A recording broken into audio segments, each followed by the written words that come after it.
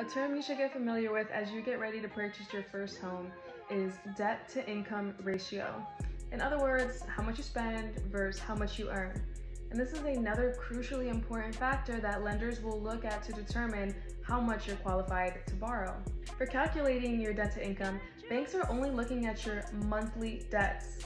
Things like rent, car loan, personal loan, credit card minimum payments, child support, basically anything that gets reported on your credit. And before letting you borrow any money, they'll want to verify that at least 55% of your income isn't already tied up in other monthly debts. Although banks don't look at all of your expenses when calculating your DTI, things like your lifestyle expenses, your gym membership, your Amazon addiction, you definitely need to, because lenders are not financial advisors. A lender may qualify you for a purchase price that is way out of your budget because they're not taking into account your lifestyle expenses, how much you're planning to spend on future major expenses like maybe a new car, any trips or goals you're saving for, the fact that you want to retire early. They're just making sure that you are not a terrible investment. Figuring out all that other stuff and making sure you don't go in debt after you buy a home is your responsibility. Improving your DTI is simple in theory, but it's much more difficult in practice.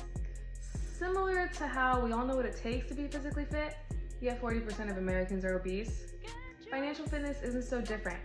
It requires planning and goal setting and probably some major changes in our habits related to spending. But if you work on decreasing your monthly spending through strict budgeting and tracking your expenses, and maybe if you can increase your income through working more hours or improving your skills and qualifications, you're going to be on the right path to not only home ownership, but financial freedom and escaping the rat race. Love that for you. So for a quick recap on your 3-step checklist to home ownership before meeting with a lender or a realtor: first, get your credit in order. Second, fund an emergency savings account and then a cash to close savings account, depending on your purchase price. And lastly, work on decreasing expenses, increasing income, and getting that debt to income ratio to around 40% or lower is amazing. You can do it. You got this. If you have any questions about anything I covered, or if you're already check, and you're ready to meet with a lender or realtor, hit me up. Let me know how I can help. Thanks so much for watching. Bye.